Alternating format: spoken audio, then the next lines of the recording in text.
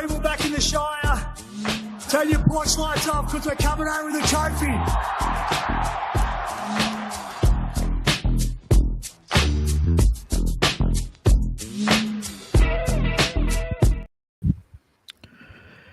Hey there, welcome to SharkCast, a podcast dedicated to the greatest sporting club in the history of the world, as proven tonight by the 40 points to 10 win over the Canberra Raiders in Canberra, preseason number 2. My name is Sam Shinazzi, OG 2015. This show is brought to you by Dyson Logistics, the Royal Motor Yacht Club in Port Hacking, and Jason Hawes of Cripps and Cripps Real Estate. Having a bit of fun here, going live on hopefully all the platforms we're on. And we are joined by some esteemed guests and possibly some more to come. You never know. I do want to say before I introduce esteemed guests, if you want to jump on the show, you can. There's a link, hopefully, in some of the chats, and you can jump on and into our waiting room. We can put you on. If you don't want the video, it's fine. You can do audio, whatever you like. We'll keep plugging that throughout the night. But I'm joined by couple of legends already. I can see my good friend Gary Dover. He is, I'm going to say, got the night off. He looks like he's not in Canberra. Gary, welcome to the show. How are you going, my friend? Thank you. I'm going very well. I did sort of have the night off. I was posting a little bit on socials, but wasn't down in Canberra, so I got to watch the game from a bit of a better angle with the broadcast view, which was nice. Awesome. And we are also joined by Fins Up, a rugby league outlaw legend, Dan Nichols, making his second appearance this week. I think some of the other boys are getting a bit nervous. Dan, welcome to the show, my friend. Mate, thanks for having us back. Apologies for the video. I'm on my phone. My camera won't work. We have issues here. Well, I have issues here. Don't take it out on these handsome gentlemen. How are you doing, mate?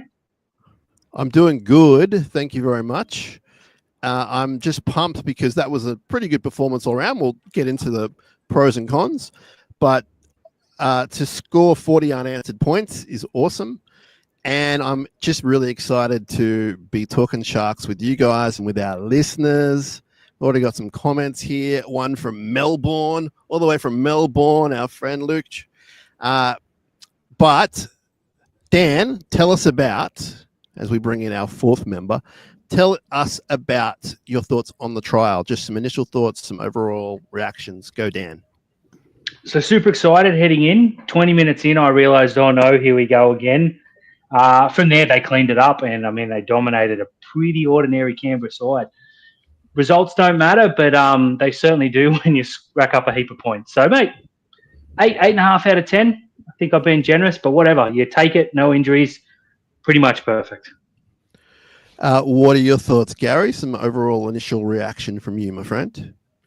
I mostly enjoyed our big pack just running riot and depth that we got there in the middle. And, you know, watching them play on a bit of a shorter, narrower field, you know, they're going to have to punch it up the middle a fair bit. And, yeah, I think we handled it really well. And we've got a good side there in the middle. So looking forward to how that unfolds in Vegas. Now, Tim has joined us on the stream. He says, I didn't get to watch the game. I was at the Opera House watching Postmodern Jukebox, but he's pumped to watch the game later on. So thank you very much, Tim. Hope you're doing well. Hope you had a good night, in fact. Josh Bolling joins us, SharkCast regular. A bit of a heartthrob from the SharkCast world. Sorry, Gaz. Josh, what did you make of the game, my friend? I love that after that initial 15 minutes where we were just all at sea, that we grounded back into it. Like that's the most impressive part, is that it didn't, you know, all things being equal, a trial. It was the fact that we were out of sync and it looked a bit dodgy, and then we found a way back into the game, and then I thought cruised for, you know, the last 60 minutes. And I think that was the most impressive part. The boys just finding a way to get back into it and dominate. Yeah, for sure. We've got some people at the stadium. Matt Crosby, long-time SharkCast listener, viewer, supporter, is at the stadium, says g'day. Not sure if he wants to chime in from the car park or not. And also, we have Daniel, who's at the ground. Some serious talent coming through. Dykes, Ison, Colhoun, and the two young halves are rocking as well. Now, we do need to talk about that. The depth of this club at the moment, and we know we can't hang on to them for more than a few years, but the depth right now is ridiculous. Pretty much once Ison's fit, like from fullback to prop, we're in pretty good hands. I know the younger props are a few years away, but overall, the depth of the club is phenomenal. What do you reckon, Dan? Yeah, being a big Newtown fan, I was certainly smiling tonight. They Canberra were very, very good in New South Wales Cup, so they got good depth. Just to set a platform, as those that didn't watch, but the way we handled them in pretty much every aspect. Mate, I did a quick 1-17 on Newtown, and there's probably only 2 or maybe 3 positions where we don't have the best player in that competition. That's exactly what you want, because you're never going to play your 1-17 every week, which is great. And those Flegg boys, shout out Christian Dixon, especially. I thought he looked really good when he came on. Yeah. Geez, to think of the players we didn't have there, the Isons, the Colquhouns, we're in pretty good stead. Want to give you a shout out to Lewis. He's a new father. He's joined the club for 3 of the 4 people on the screen. He's got a new little shark baby, so hope all the family is going well. I put up the wrong Dan. Sorry, I didn't put up the wrong Dan. Here's another Dan, third Dan for the night. This Dan is in the car park. Dan Fitz, he lives in Canberra, so he's always pretty excited when the Sharkies come to town. So I hope you had a good time there, Dan. A few more here, which is awesome. Scott says, imagine being Fitzy trying to pick the pack bench this year. Boys, we've got so much to talk about. Let's just stick to the game for a second, at least. It was not the worst start, even when they went to a 10-0 scoreline. We had the annoying play the ball, roll the ball thing going on, which we haven't quite got our heads around yet, which we need to. Aside from that, I wasn't overly bummed 10-0 down. I know some of the internet world was blowing up, and that's what they're there to do. But 25th minute on, Nicho Hines' try, it was all us, obviously. Something really evident tonight, and it's followed on from last year, was the attacking kicks, the wingers running through, scoring tries from that, particularly one from Stone Street with the tackle turnover, the other one with Ronaldo with the flip back. I think that's going to be really good for us this year again. And I thought the kicking game was good. I mean, I'm not here to say we were perfect, but generally all round, there was nothing overly alarming for me. Josh, are you happy with that statement? Yeah. The thing about the kicking game, which I'm really enjoying, is that for every 3 kicks that Nicho's having 1. So there's less pressure on Nicho. He can kind of scheme around that back. He ran on the 4th a few times, which I really enjoyed. And the attacking option of kicking with Trindle's side is that Ronaldo's the one chasing his kicks, and he's got the higher kick. And we saw that multiple times tonight with Ronaldo just hounding the fullback or the winger coming through with those big booming kicks. And Nicho can just pick his moments, and like when he wants the ball, he gets it. And his kicking game looked a lot stronger tonight, like a bit more depth and height on the kicks, which I was critical of last year. So that was another point that I was really impressed with. Dan, who stood out for you from the main 17 guys? Give us a couple of standouts for you based on tonight's performance. Tom Hazelton changed the game when he came on. Thought he just looked so much bigger than everyone else, which was crazy considering the size. I thought Nicholas played 75 minutes and looked just superb for a bloke in his first hit out. Look, Stone Street had the literal definition of a mixed night. A try assist in defence, a botched try. He conceded a try, earned two.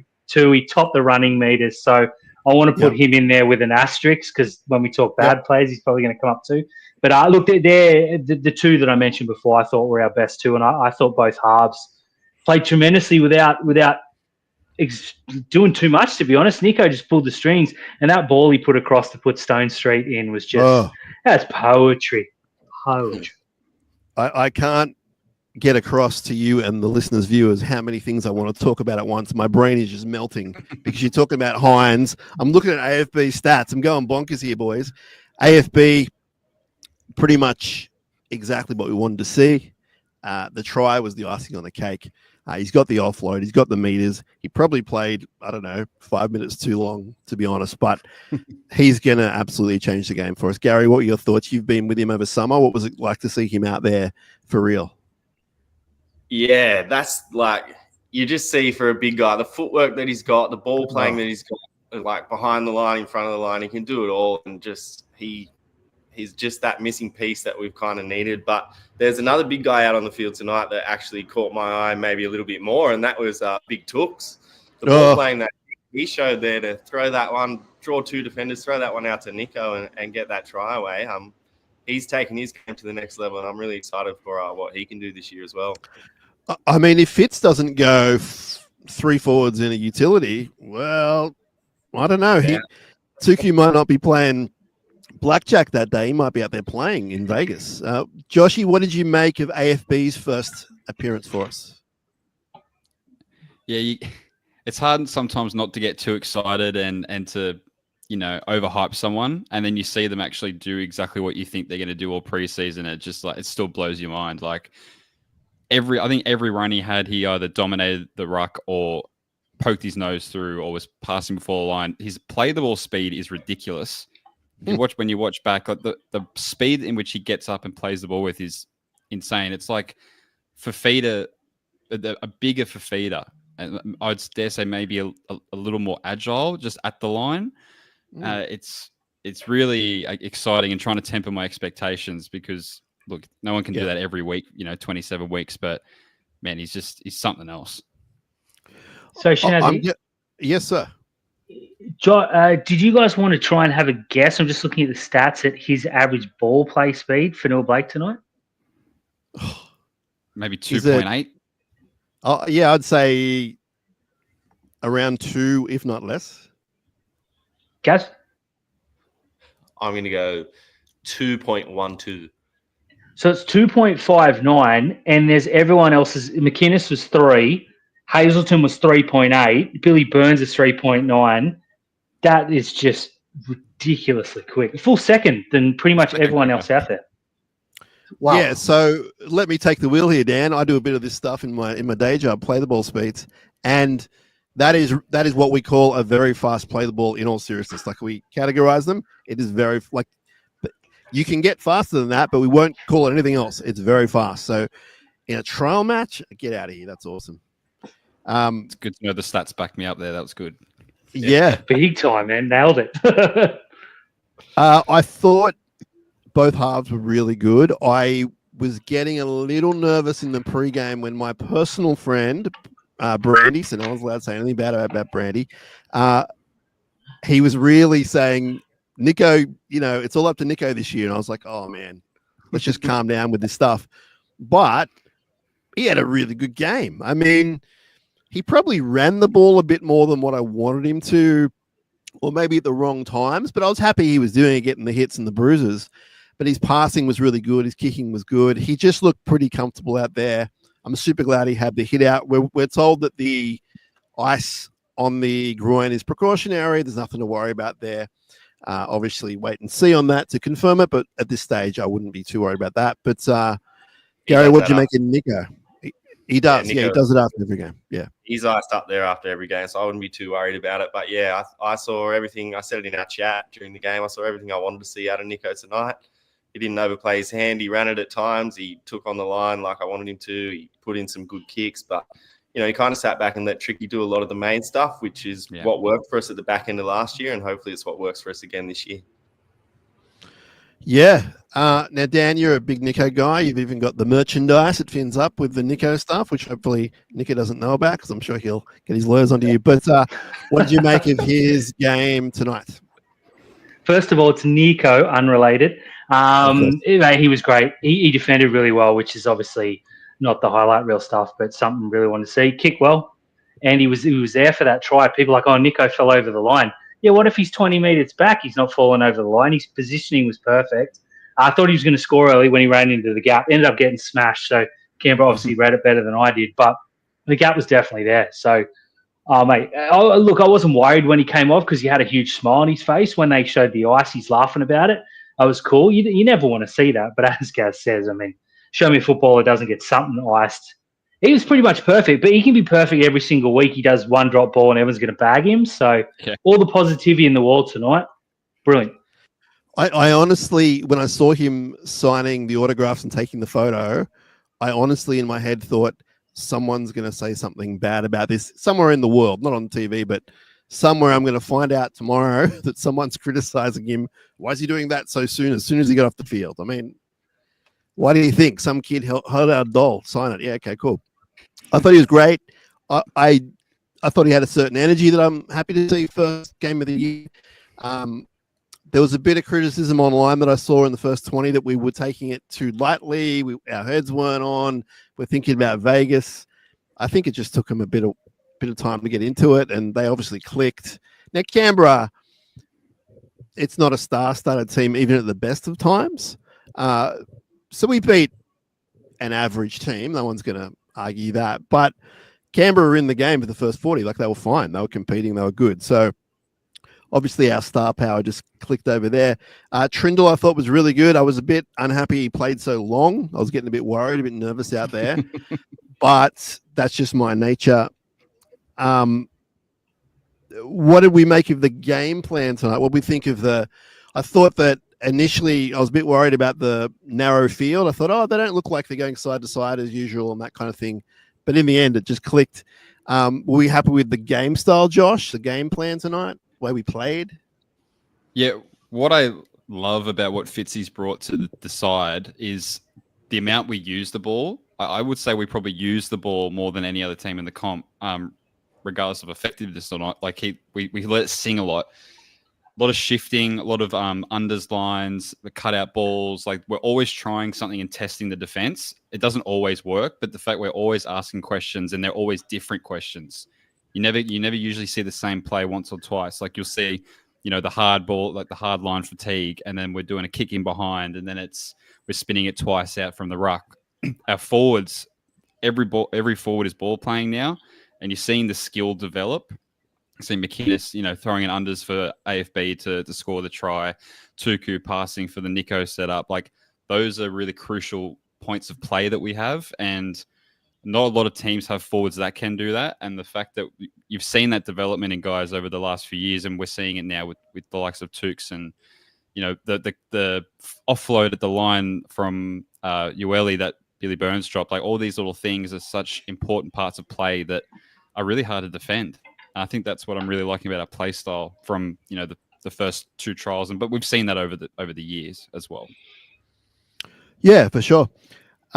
Shout out to Haley, who says, how good is having two tall wingers who can leap? Now, we will talk about Sam Stonestreet because Dan's on the show. He had a mixed game. I feel it was a bit like last week, more good than bad, that's for sure. A couple of howlers, but he's young. He's getting in the groove. When he's really good, he's really good. The thing that impressed me the most tonight, boys, was that tackle turnover that led to the try for, I think it was Jesse or one of those boys. I really like that determination, that kind of grit, the way he played. We're not sure of Katoa's status at the moment. I'm not here to say that he won't be playing in Vegas, but we're just not sure. So he's certainly not the worst player to throw in there. And yeah, I mean, mixed bag, but as Dan said, ran for the most meters, scored a try. He should have had another one at least. Gary, let's start with you. What did you think of Sammy tonight? Yeah, as we mentioned, it's a mixed bag, and he'll know all those bits of his game that he did wrong, and he'll be working on those. But for the most part, it was a good showing from him and a good showing from a lot of our young guys.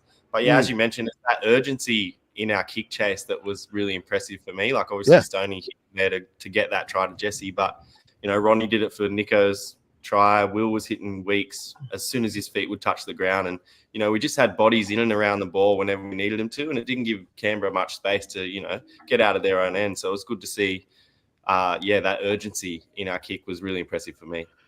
Now I'm just going to get a bit tech here. Dan, are you all cool? Your phone's all cool? Everything's cool? It's cool from my end? Yep. Just trying to charge. It's just flashing at me. If I drop out, I'll come back on the computer. What did you make of Stonestreet? Yeah, the mixed bag. This guy said, when he dropped that, I was without getting too R-rated. I was actually in the shower and I had it on in the corner, and I heard him yell ball. And when he dropped it, I checked, and all little Facebook things popped up in the corner. I was like, I gotcha. And then when AFB scored, they all popped up again. I'm like, all right, whatever, it's all forgotten. But yeah, I mean, it was a brilliant try. I thought he ran the ball really hard tonight. That first jump, that he got bumped out, he'll want that over again. The drop ball, whatever that happens, it was more the fact that he got out-leapt by a bloke. He shouldn't get out-leapt by anyone being his height, so I think he's got to work on that. But again, he's a kid. He's not going to be flawless, and we've seen Ronaldo make errors, and I have Ronaldo as a top 3 winger in the game. So not the greatest night for the agenda, but I thought he put a good foot forward. I think the only reason the spotlight is on him is because it has turned into this, well, not a 3-man battle for the wing. It's Katoa versus Stone Street now, basically looking into the future, and that's why the spotlight is on him. I wouldn't normally go, oh, well, he dropped the ball. Like, I wouldn't really care. I'd be like, there's a young winger on his way. But there is that debate there, which many are having. Joshy, what did you make of Sam Stone Street tonight? Yeah, it's a mixed bag. I think the debate is the spotlight is on it so much is because it's really the only position up for debate besides maybe a bench spot. So I think that's why, we're as fans, we're focusing on it a lot because there's not much else to kind of debate because we know what the side's going to be. It's pretty settled.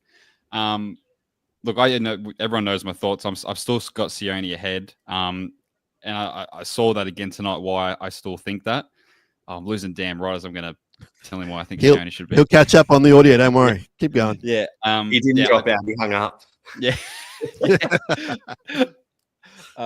Look, for me, I saw in that game tonight why I still got Sione in the side.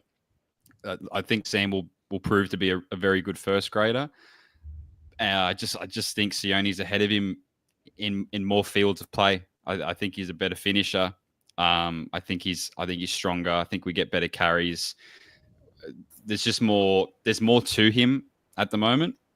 Sam is a little up and down. He's quick and he's tall. Yep. I think you get more out of Sione at the moment. I think he should be the winger for the year at least.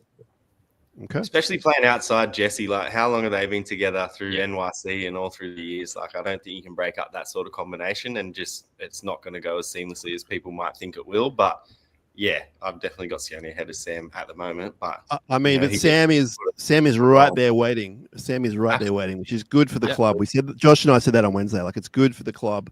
Dan is back in audio form only. It's not because we don't want to see his pretty face, but for those watching, Dan's just got some tech issues, but he's there.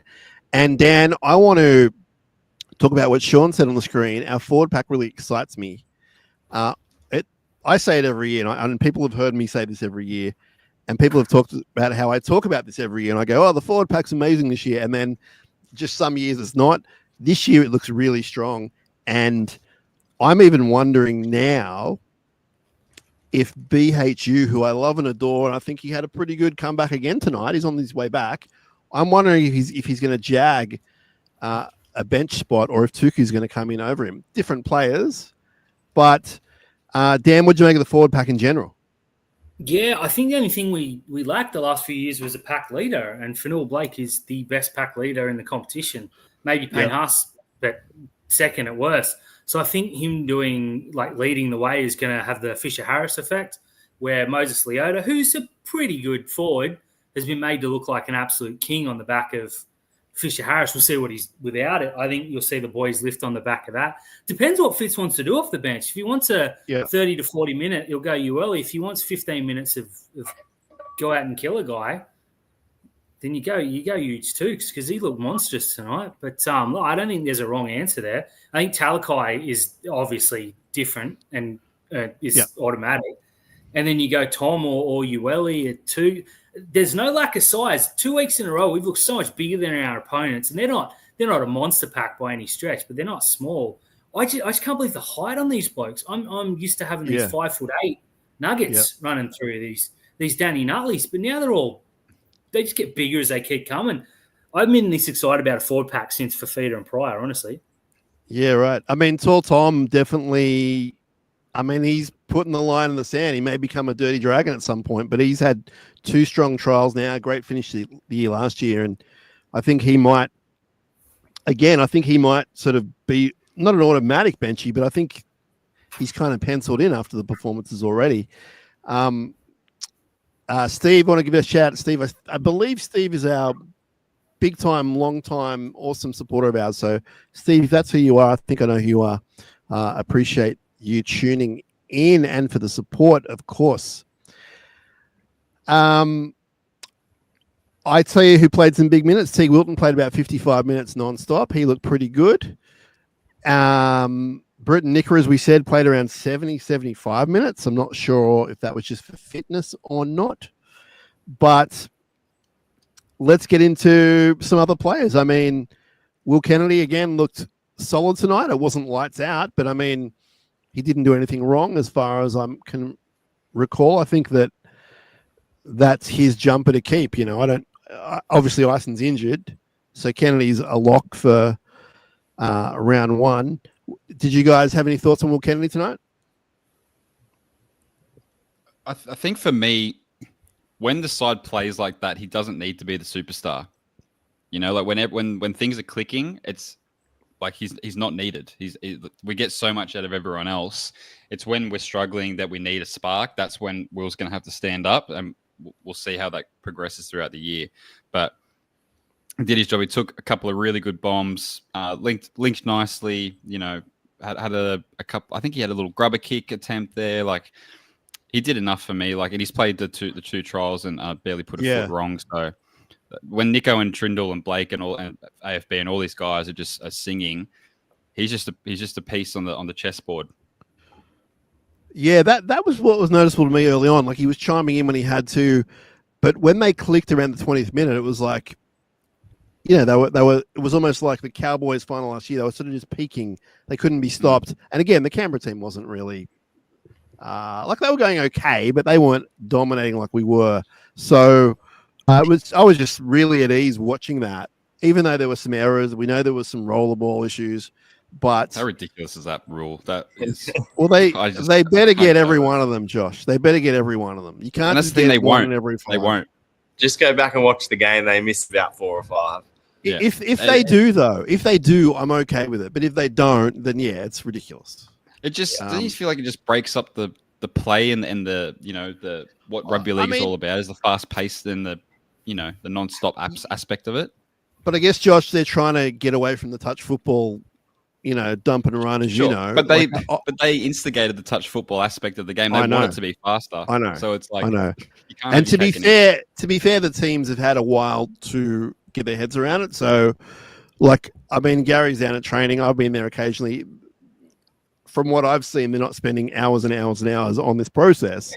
But it doesn't mean that they couldn't, or they shouldn't, or they haven't had the knowledge that this is what was going to happen. So it's a trial match. I mean, it sort of got better the more we went. I think second half there was maybe one, so it got a bit better. That was kind of the only bad thing they were really doing all night. Yeah. Shout out to Trish, who thought Will had a good game. Thanks for tuning in, Trish. Really appreciate it.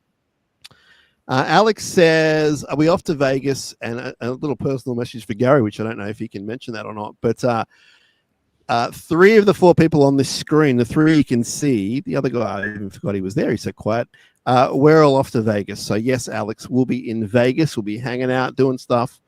If you follow our social media, dare I say, you'll know what and where we're going to do stuff. But there is plans to at least have a gathering, hopefully do a show somewhere else, but that's a bit TBC. But we'll be in Vegas if you want to hit us up. Dan, I haven't asked you this. I know you're not going to Vegas, but what are your thoughts on the Sharks going to Vegas? I love it. The exposure is fantastic. Playing Penrith's good. You want to get them early before they click in. So that worked out perfectly. I like the fact that we're the away side. I mean, it doesn't really matter, but I know we take a game elsewhere, so it sort of levels out. But, mate, I like the exposure of it. I wouldn't have wanted to go last year because I wasn't sure on the concept until about halftime in the first game. Then I decided I loved it. Total bandwagon, I get it. This is good. There's a lot of eyes on it, and I mean, I think this one will be bigger because they're trying to get some big stars in the crowd. And I know PVL's ego is monstrous, and he's reached out to the president and this and that, and et cetera, et cetera. So we'll see a lot of eyeballs, and just to have like Gaz in the background with his camera when Trump walks in, that's worth the price of admission. Gary, nice to meet you, Gary. I'm Donald. I will get in a lot of trouble for saying this, Gary Dover, but I can say the Sharks are looking at getting a celebrity there, and I can't say who that is, but there will be someone there with some Sharks history, and you don't have to do the math too much for older listeners and viewers. and hopefully Sharks media will be there to capture the moment if it happens, of course. But yes, there will be lots of celebrities all around. I would hope, whether there's an Australian connection or not. I can't give too much more on who it might be, except to say that in Seinfeld once there was an episode that mentioned this person, but I can't say any more, Gary. Otherwise I'll get in trouble, and I don't want to be someone who's in trouble with the club. Now, boys, I was worried in the 75th minute when Cam McInnes was still out there making tackles. I'm a bit of a worrier, but Gary, give us some thoughts behind what Fitz is thinking. Is that for fitness? Is that for leadership? What's going on? I don't know. I actually don't know. I don't know what his plan was with minutes or anything like that. Like even Kafusi out there, like the way Kafusi finished the year and the way he started this year, I think he's going to be a key piece of the puzzle once again. And to see him out there at the back end of the game, it's like, you got to wrap these guys up in cotton wool. I don't want anything to happen. I'm getting nervous ahead of Vegas. But no, I think, they do need a bit of fitness under the belt because obviously this is their first run for the year and they're straight on a plane over to the US and ready to hit it out in Vegas. So they need to get a bit of game time under their belt and everyone looked pretty good. So, yeah, no complaints there. But, yeah, I was getting a bit nervous towards the end of that game for sure. Now, I think it was just a matter of they didn't have enough players to rip off. We didn't have the Felix, the Brad Fernleys and the Lofty Kraus on the bench. So, we had that's fair. Josh did warn us about that during the week. Adam's obviously a Seinfeld fanatic, and he's saying maybe it's Keith Hernandez. Keith Hernandez. I despise Keith Hernandez. This one's for Joshy. We're getting a bit personal here, but this one's for Joshy. There you go. For our listeners, I'm being so rude for the core audience, which is the listeners, the podcast listeners. It says now it's clear Josh shaves his face. Wolfman baby. So that's this is only a couple of days, mate. Shaved this morning before the show. I haven't shaved for 14 years. Now, Luch says Rudolph ? So I think that means when's he back? What's going on? Gary, you got any intel there? Approximations? He went back for a while. He hasn't been training on the field at all. His shoulder or whatever happened to him surfing in Bali, he's got a bit of a way to go. So he's a bit disappointed he won't be in Vegas, but could be a good thing. Oh boy, I'm glad you said that. Now the handman says Jaden Barrow looked very good. He's looked good in 2 trials now, and I am at the point where I am happy for him to hit the bench anytime he wants. I know Dan's a big fan. Dan's been calling for it for years, but I'm pretty comfortable with Jaden Barrow if we need someone on the bench or if touch wood, but Brayley's out for whatever reason. Dan, what'd you make of Jaden Barrow's preseason campaign? 10 out of 10. He's probably across the 2 been the standout, but he's been good for 5 years. Like he's the best hooker in New South Wales Cup by a long, long margin. And I mean, I've really come around on Brayley, so I don't want him to not play this year. But I mean, if Beryl has to start 3 or 4 games, you're not getting any arguments. You're losing something. Obviously, he's your second-rate hooker, but he's the best backup hooker in the competition. So superb. The only problem is he can't really play lock. I mean, I know he played a little bit there, but it didn't really work in New South Wales Cup. He was 9 and Healy was sort of more running. That sort of worked. Might cost him, but I dare say one Puru might have something to say about that because he can play 9 and lock. But Beryl, mate, all good for Beryl.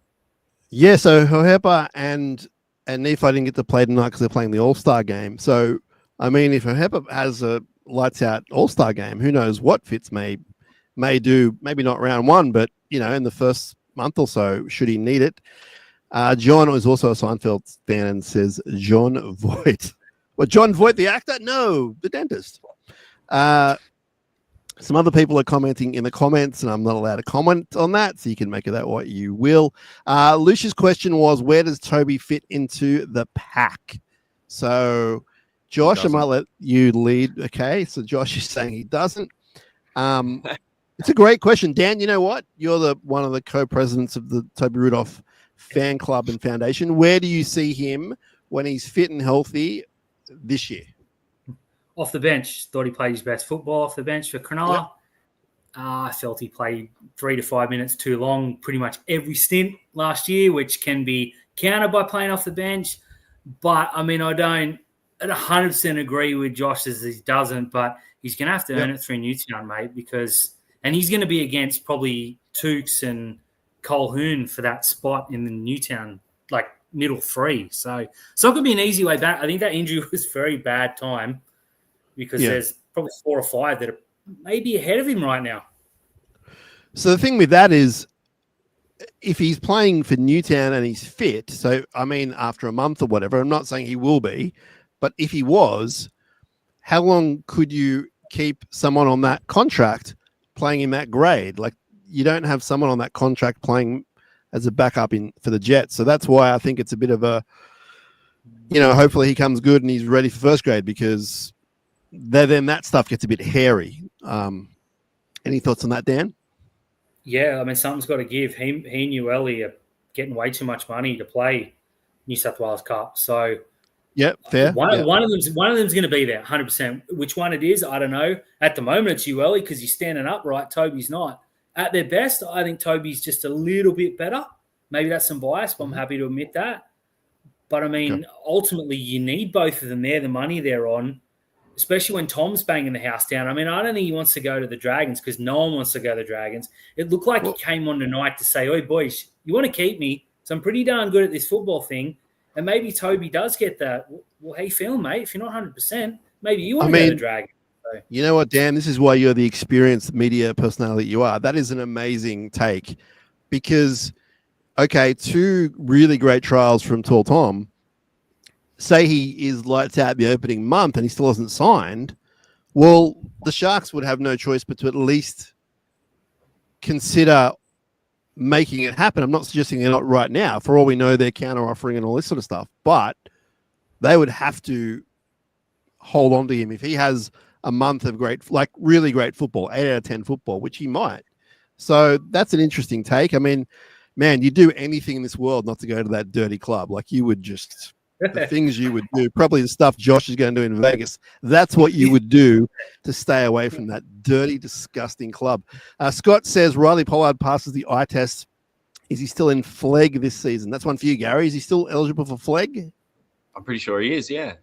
He played the ball last year. This is last year, isn't it? I believe so, yeah. Terry's all over this, but he started in the one under Flegg. I always get Mats and SG mixed up. But yeah, so he's eligible for another year, and he does certainly pass the eye test. Excellent. His little mate, Taj Ford, goes all right too, just quietly. Paul says he'll be lining up for the Jets this year. He's a once-in-a-generational talent. Whoa. We need like a bombshell sound effect. Boom. I'm not going to argue. I just think that's a big statement, and I'm happy to see it, and I'm happy he's one of ours. Alf says, this is Stone Street a Vegas starter? As in, is he going to be playing in Las Vegas? Alf is asking the question. That's all about Sione Katoa, Alf. We've gone through it. Happy to go through it again any time of the day or night. But at the moment, Katoa is ahead of him. So if Katoa's fit and ready to go, Katoa gets the job. I'm imagining if there's some sort of doubt, then they'll just throw Stone Street in, because you probably wouldn't risk a regular first grader if he's not fit and ready for round 1. Even as big as Vegas is, you wouldn't risk it. So we'll see what happens there. Some more love for Pollard. I'm not sure, Gary. Is it? I'm speculating. Was it an arm or a wrist or something, Gary, for Katoa? Are you not sure? Or? Yeah, I don't know if it was his wrist or his shoulder. It was when he made that break down the sideline, put the little kick in, and he fell on it. I don't know what he fell on, but he came straight off. And I haven't been at training the last week, so I'm not sure. But yeah, there's something going on there. But I don't think it's too serious or anything that might rule him out for round 1. But we'll wait and see. Nathan says Pollard is overtaking Puru, based on Nathan's thoughts. He might. He very well might. We've seen Nephi improve over the last year, which is awesome. But we'll see what happens there. But he might. He's got probably a few years advantage of being younger. So definitely a lot of guys there who can step up. I thought Brayley was pretty solid tonight. I'm co-owner or owner of the Blake Brayley Appreciation Island of Blake, but I thought he was pretty good. I didn't see him do anything wrong. I thought he ran the ball a little bit in a trial. That's a good sign. Josh, what did you make of Brayley tonight? Yeah, I think it was just a continuation of last year. The running was there. I think over an 80 minutes, we would have seen him run probably over 60 meters. I think he might have had 30 or 40 run meters of 3 runs. And just as solid as ever in defense. Did a lot of cleanup work, crisp service, like always. Like it's always been his best trait, even when he first came into grade and wasn't, setting the world on fire. His service is just immaculate out in front on the, like, however you want it. I'm sure he's one of those guys. How do you want the ball? And he just delivers on a dime. I think that if he takes his game to another level again this year, it could be hooker of the year sort of stuff for Dally M's. And if he can really, go to that 8, 9 out of 10 every week, going to be hard to beat, especially when he's rolling off the back of 2.1 second play the balls from AFB or whatever it was. Yeah. Now, question for everyone, Gary. If you can't answer it, you're allowed to pass. Would you be having Dan Atkinson on the immediate bench round 1 after what you've seen this year? And you can base it on the style of play you like. You can base it on whatever you want. But would you be having Dan Atkinson as your 14? Dan, go to you. Would you have Dan Atkinson for round 1 against the Panthers? No, I'd have 4 forwards against Penrith. Nothing against Atkinson. I just don't think he's a utility. He's either a 6 or nothing. Okay. Josh? Yeah, I'm a little torn. About 48 hours ago, I was locking him in as my 14 for the year, and now I'm just don't know. Like, obviously, you want him there for the cover because he can do 1, 6, 7, 9, everything. So I wasn't really. I haven't really been impressed with him in the trials so far, and I know he was really good for us last year, filling in and whatnot. I found him a little bit stale the last 2 games. I thought tonight he's at first receiver, I thought he was really subpar. Actually, I didn't like the way he was he stood still and there was no movement. His passing was pretty pedestrian as well, and a few hospital balls. And it's just put a bit of doubt in my mind because I had him locked in. When we did the podcast on Wednesday, he was my 14 for the year, and now I'm thinking, is Beryl an option now, or do we go with the 4 forwards and get Tukes in there as well? I just like having some doubts now, so I'm not sure. So if there was circumstance involved, injuries, etc., you'd go, yeah, throw him in. But just as a pure talent, you're not sure. Yeah, and it might be unfair basing off 2 trials. Because he did a great job for us last year. Like, there's no doubt we probably don't make the top 4 without him. But if Nico goes down the first 5 minutes in round 1 against the Panthers, we're going, why wasn't he there? So it's hindsight thing. And then do we need the 4 forwards because AFB and Kafusi are going to probably play 40 plus minutes? So it's like maybe it's worth just having it just in case. I don't know. I'm talking myself back into it now. Yeah, it's a hard one. In halves. Yeah, right. Haven't you seen Cam McInnes and Blake Brayley in the halves? 2-0. We've won a couple of games.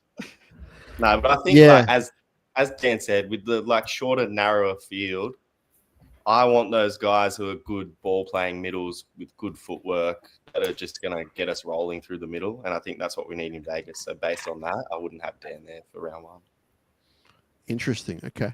I mean, he's always going to be around that 18. So we're not putting shade on him at all. I'm just wondering because I thought, like Josh, I thought his trial form was okay. It didn't really stand out to me. But then again, I'm not going to hold that against him because when you go down to Melbourne and win the game for us single-handedly, I mean, what can I say? Also, the Newcastle game, he was pretty good towards the end. So, just interested in what you guys think. Chris says, Big Tom, big effort, looking fit and more shoulder in the tackle. He does look fitter. I mean, Gary, they all look fit down there. What the heck are they doing down at training? They're doing the extras, are they? I feel like everyone's looking pretty fit. They've been focusing on a bit of fitness this preseason, so it's definitely paying off. I thought we looked really quick, and our game speed was right up there against a side that, they're not the greatest Canberra side that's ever lived, but I think we really controlled the ball and we controlled the speed of the play and the speed of the game. And, hopefully we can keep that up and just get fitter and fitter as the season rolls on. Now, have anyone on this screen, and I'll speak to all of our listeners and viewers as well, have you guys been to the Shark store lately in the Woolooware Bay complex, whatever it's called? District? Absolutely. The shop, the Shark shop. Josh, have you been down there? I haven't been in that place at all yet in my life. You're waiting for the Leeds Club before you go there. I respect that, man. Yeah. Get some trouble. Dan, have you been to the Shark store? Yeah, we went there before the NRLW game against Tigers. It looks pretty slick. That's awesome. It is run by, I'll say because I think Barnesy isn't watching, the best merchandise person in the world. And I'm going to put her on the screen right now. Our friend Ash. She said, that's a nice hat, guys. I agree with Dan. 4 forwards the way to go against Penrith.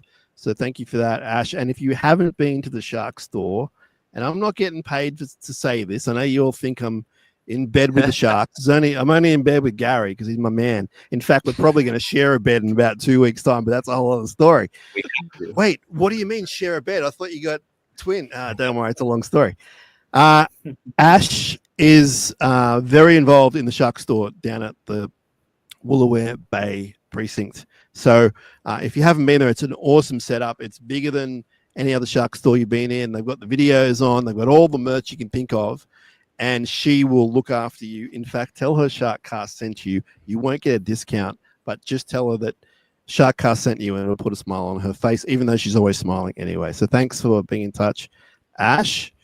Lush says, what's he say? Agree with Dan. If we need to get in the middle, smaller field. Yeah, Monster the Panthers. You guys are good football judges. This is why I go to you people. You guys are cool.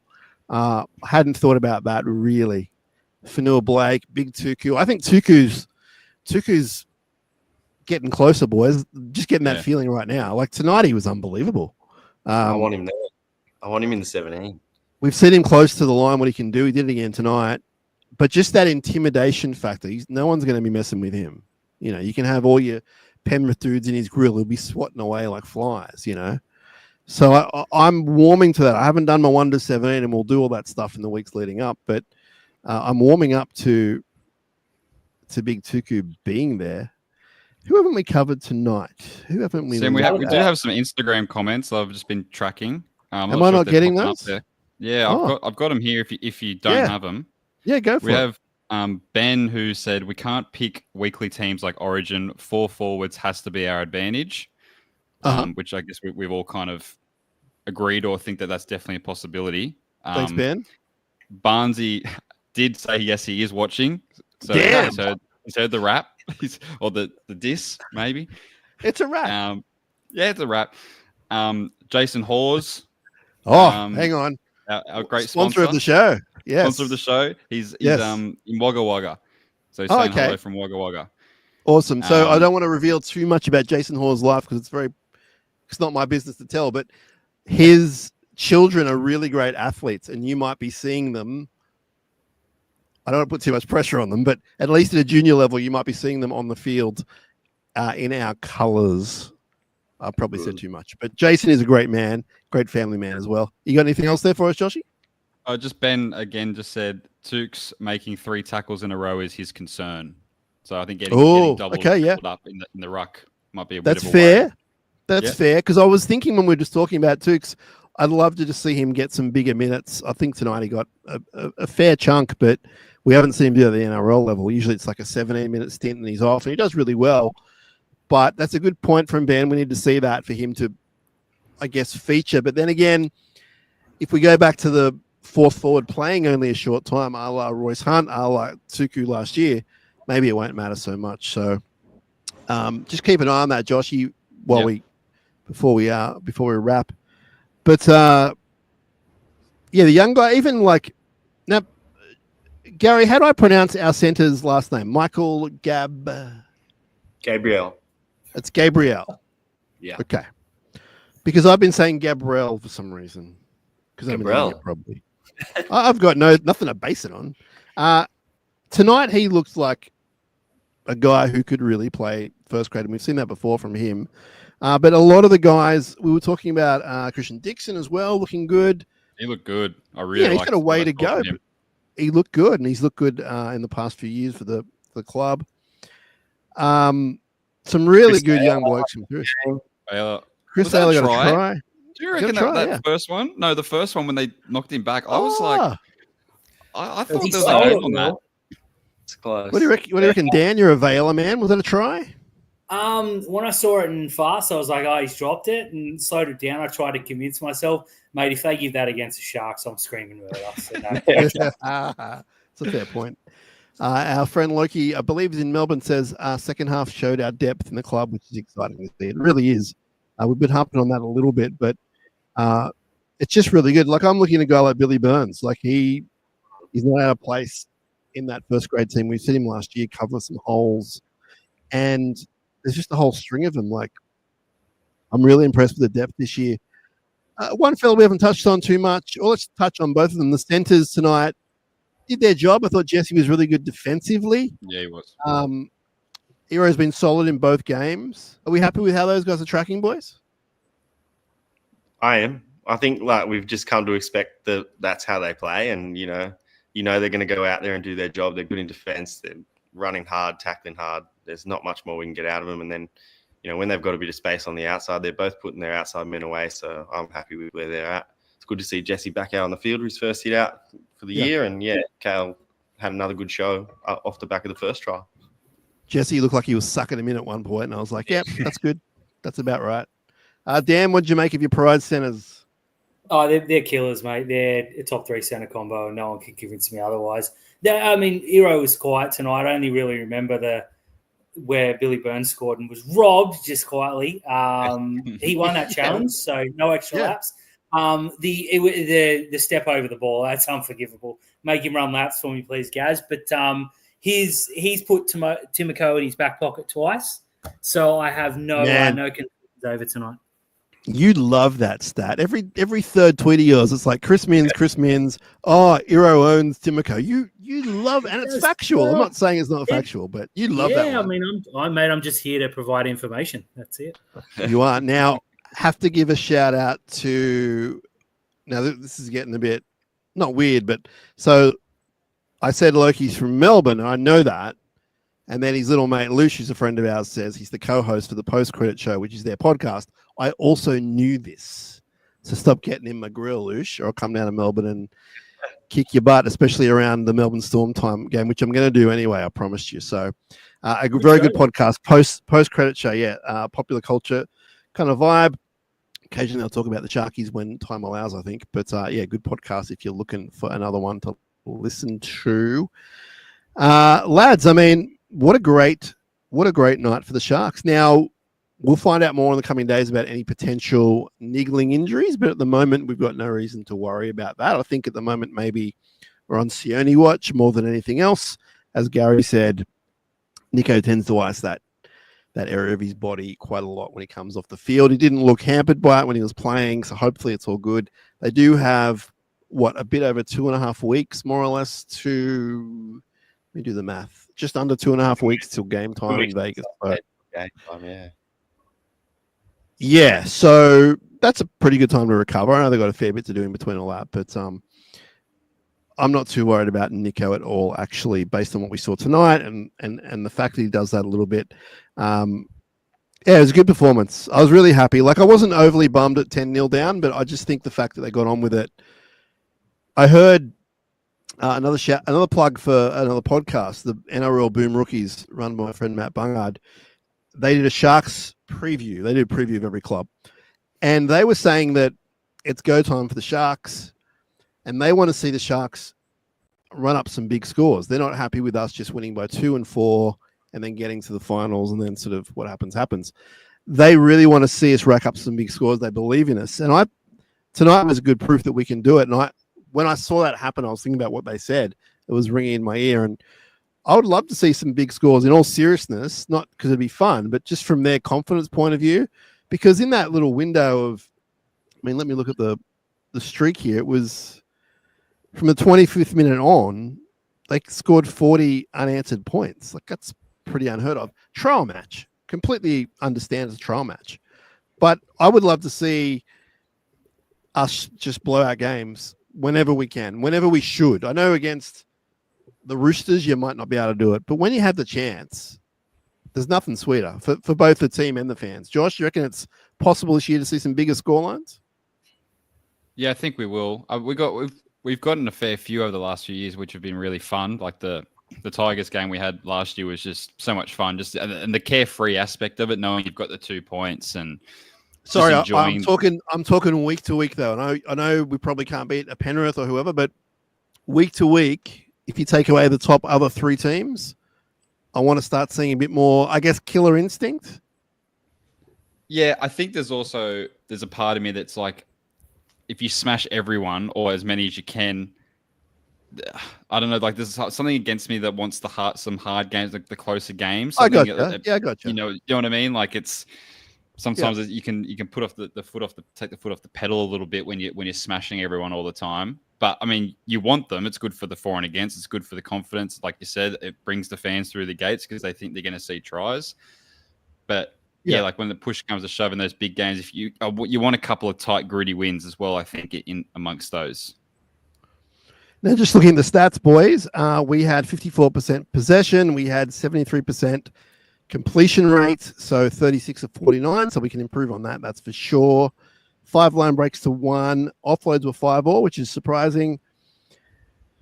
We ran for about 200 more meters. Post contact was pretty similar. We had 27 missed tackles. So that's not too bad for a trial. We won the penalty count 7-1, which seems quite dramatic.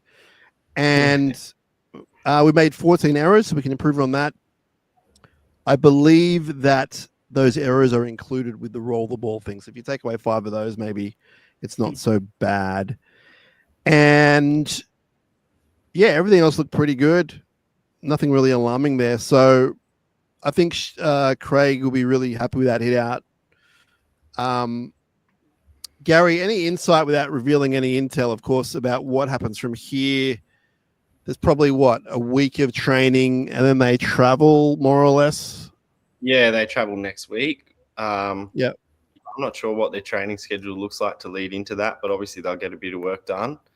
Yeah. And yeah, there's a few little decisions that need to be made in terms of who's going and who's not and all that sort of stuff. But there was one moment or sort of little period in the first half there when we went 10-0 down, and then Hazo dropped that ball on the goal line, and we were defending for like 3 or 4 sets there. And Fitzy spoke on the podcast when you had him on a few weeks ago that he wanted to see a bit of connection and like a bit of grit and determination. And I think in that period there where we defended 3-4 sets in a row, just really well connected, really nice defense, I think that for me was when we were just like, oh, we're not wavering here, we're just getting on with it. And the points came off the back of that. So I think, when you're speaking about are we going to rack up more points this year and can we do it, I think off the back of that sort of connection and defensive effort, the points will come, especially on like the wider field when we get on there and we've got those ball playing middles, throwing up to the line and going with the ball or throwing it out the back. I think, we'll get some more points put on the score. Now, Loki has written a good comment here. Looking through our forward pack, has to be top 3 in the comp, especially with AFB there. The size of this pack will suck so much energy out of the opposition, which will open up the game in the last 10 to 15 in our favor. Expect some big... Yeah, so that's a really good point. Thank you for that. That's really cool analysis of our forward pack. It's exciting, boys. It's exciting. We've got the Hall of Fame on Tuesday. Some of us will be down there covering it for the podcast, which is very exciting. I can't wait to see some of the old guys and more current guys. So if you want to be at the Hall of Fame, you can buy a ticket, especially if you're a member. You might get a discount on that kind of thing. So check your emails for that. There'll be links probably in our comments, in our description of the podcast on YouTube and on the audio. So if you want to click a ticket there, you'll be able to have a Chardonnay with Gary and myself. We won't be drinking, of course. We'll be working, but we'll see what happens there. But it's going to be a big night for the club. Gary, I heard a few things this afternoon about what's going on, and they're planning some cool stuff. Yeah, it's going to be awesome. Obviously, it's a pretty prestige event for the club. And yeah, if you haven't got a ticket and you want to come, there's tickets on ticketek.com. So head on there, or we've got a few links on sharks.com.au as well. But yeah, looking forward to that one. It's going to be a really good night. So see you down there. Now, Dan, here's a question for you. From tonight's players, and I want a serious answer, because all your answers are always serious. I shouldn't say it. That was a bit mean. I didn't mean that. I didn't mean that to come out as mean. I want to know who do you think from our current 17? So I'll put it that way: our current 17, who's going to be a future Hall of Famer out of the Sharks? Hall of Famer. Well, let's hope Nico, because that means we've won a couple of premierships because he's that good. Yep. McInnes hasn't been there long enough, so it's probably going to be one of the young boys. Mm-hmm. Let's go with Britton Nickera. Ooh. Blake Brayley. Ooh. It's Samuel Stone Street. Okay. There you go. I was thinking maybe another winger might come into mind, a guy who just signed a 3-year deal. The way he's tracking, He's already there, mate. He might I tick a can't few speak boxes. highly enough of Ronaldo. I like your Brayley comment. I think that if he can jag a rep jersey, especially at some point, he might be a chance. Josh, anyone sticking out for you at the moment? I know it's just having a bit of fun at the end of the episode, but I could see a Wilson getting one of like a Wade Graham sort of workhorse that plays 250 games for the club. Will captain eventually, I think. I could see that. I think if we win a comp with McInnes as captain, I think he'll get one too. Nice. Loki says if Nickera finishes his career with us, go down to one of the best second rows of all time for our club. Yeah. I mean, he's probably getting closer, to be honest. I know it's a big call, but we've had some pretty good back rowers in the scheme of things, which is just wonderful. Josh, is there anything more on the Insta, or are we clean there? We're good. Yeah, we had a couple. Yeah. Steve Archer. I don't know if you know. Does that ring a bell, that name? Steve was on before. Yeah. Yeah. Please, can I have an update on the new album? So a bit of a personal one for you. Gary, when's your new album coming out? In a couple of weeks.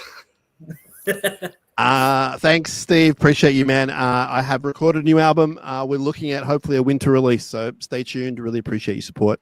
And I have to play catch up on email with you, but yeah, hopefully in winter. Anything else there, Josh? You sticking out? Yeah. Ben had a couple of comments in here. He just said that he's watching from, I think it's Mount Hagen, PNG, and he nice. will be off to Vegas Sunday week, and you'll see us over there. Sick. And he also said how many players are going to travel over, Gary. Ooh. They take an extended squad. I think it's 22. It might be like the Wednesday, the Tuesday when they name the 22. It's something like that. I think they named 21, but they're taking 22. I don't know. Right. Exactly. But I'm pretty sure it's around that number, yeah. Cool. Okay, cool. How about the girls heading over, guys? What was that, sorry? How about the girls heading over? They'd be in the mix of training now, wouldn't they? Yeah, Tiana and Quincy. They're getting all set for that, which will be a great little showcase for the women's game as well. It's going to be such a good day out there at Allegiant Stadium, 4 games. That is super exciting, because when I saw that, I was like, all right, some extra Shark action for us. And yeah, everyone traveling, like you'll be able to, I mean, I imagine the team will get a lot of support anyway, the Australian team, but for a lot of people, it'll be the first time seeing those two players in the flesh. A lot of our overseas fans, interstate fans. So that's pretty exciting. I mean, it's just great that they're covering so much. 2 NRL, 1 women's test, Super League. I mean, we're all league tragics. Like, the Super League thing's pretty exciting. I don't really know who's in those teams at the moment, but that's going to be something. When else are we going to probably have a chance to see a Super League game? Like, I couldn't ever see myself going to England and catching one. So this is like potentially a once in a lifetime. I mean, the whole trip is, but I'm seeing Wigan and who are they versing? Warrington, like the two of the stellar clubs who probably have some players we will recognize. I think Bevan French plays for one of them, and he's like killing it over there. Yes. Like, so he's good. Yeah, there'll definitely be some players that we recognize. It's going to be wild, because I think the 4 NRL teams will be well represented by their fan base. Hopefully, the Sharks have a lot of people over there. We do know a lot of people are going, which is great. But I'm here to tell you, I think the Super League people, I know they're a bit closer than what we are anyway in geography, but there'll be a bunch of English Super League fans there, and they're pretty fun. There'll be a lot of singing, Josh, so we better get our vocal tunes in key. So, yeah. Thanks everyone for tuning in. Really appreciate it. We always try and do these when we can. It's a lot of fun for us. I was just chomping at the bit to jump on, I got to tell you. And appreciate the other 3 gentlemen jumping on. Dan, sorry about your tech issues, but we do appreciate your beautiful voice And Josh and Gary, you know how I feel about you guys. Dan, when are you going to be casting next? We'll have something out Tuesday night. Full rundown, bit of talk elsewhere. Quick SG ball update. We got some new players to look out for. Obviously, can't keep more, but we'll try. And then Rugby League Outlaws, a free plug where that'll be out Monday this week. We're going back to our Sunday schedule, which is fun. Try and beat some of the bigger shows in. Yeah, cool. Awesome. Well, definitely, if you don't follow Dan at those two places, Fins Up and Rugby League Outlaws is where you need to go. And he does that with his very tall friend, Terry, who we very much love and adore, even though he has some of those crazy takes that he has. But we do love him anyway. I'm just kidding. Hopefully he's made it through to the end of this episode and I'm just razzing him. He knows that. Can't believe Barnsley's listening. That's awesome. Barnsley at Sharks merch. Fellas, thanks for hanging out. I know it's late. Appreciate it. Thanks to everyone else for hanging out. For those who are listening for whatever reason or watching, this will be an audio podcast in a little bit. So if you want to get another kick out of this great lineup of Dover, Bolling, Nichols and Shinazzi, then that's your way to hear it again, or you can view it, of course, on your streaming options. Fellas, thanks so much. Hall of Fame is next. 3 of us might be down there. We'll work that out. But we will have a lot of content, hopefully, for you from Hall of Fame. And some more episodes, of course, lots planned. So stick with the SharkCast pod. Follow us on the socials. Hit the YouTube follow. Give us all the follows you can. We need all the follows we can. And because that's just the way the world works. Are you following me? No. Follow me. Follow this. Follow us. It's getting out of control. Like, look at the screen. Blue sky. TikTok. I'm an 80-year-old man and I'm on TikTok, Josh. What the hell? You know what's funny about TikTok? And this will prove that I'm 80 years old. You open the app and it just blasts at you. Boom. Some sort of guy dancing on an oval, or I don't know what he's doing. So it's it's Donald Trump doing a moonwalk or whatever. I love it, man. Oh, I can't believe I sound so old. Blue Sky is really cool, but no one follows us on there. I mean, sorry, we've got a few followers who are awesome, but if you're on Blue Sky, give us a little love there. But the point is, it's late. I don't know how to wind down. But I'm going to wind down. Thanks to everyone for all your love and support. We truly appreciate it. Can't do it without you, boys. Love each and every one of you. And we'll talk soon. We are undefeated, boys. We are undefeated going into the season. It's just awesome. Until next time, up, Carl. I'm going to hit the end stream. And for the audio listeners, I'm going to play the song because why not? Up, baby.